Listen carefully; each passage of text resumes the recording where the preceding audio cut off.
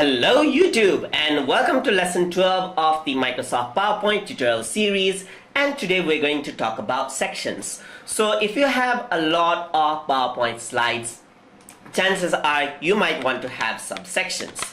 So while you are actually working, you might actually do this. So you can actually go over here in center. I'm going to click it. You can see that the place has been marked. I can insert a new slide, have a title over there. So that's going to be a new section. Go over here and insert new slide, have a title over here. So this is going to be my section 1. This is going to be my section 2. And then this one is going to be my section 3. So now what I might have is that you cannot actually collapse this out. You can actually create sections inside of Microsoft PowerPoint for easier management. So let's say this is the slide right there. So what I usually want to do is work around with the last slides. So work around with the end, the bottom slides, because it's much more easier to organize that way. Click on the same spot, and over here you'll see the line, and then go to section right here, and here you see there's add section. So just add section right here. That's the untitled section. So this is going to be section 3. You can rename it however you want. Rename this out.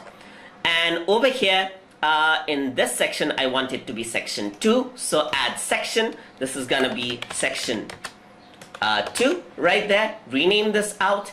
And then finally, the default section is the section 1. And now you can see that I can actually collapse this out just like this. I can also rename this. And I'm going to say this is going to be my section 1.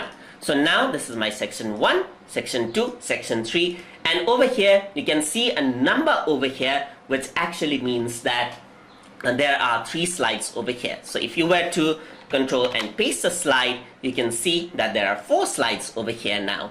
And I can even rearrange the sections by clicking and dragging. And over here, even in the view section, let's go to the slide sorter view, and over here you can actually see sections just like this. So you can actually sort it out quite easily just like that as well.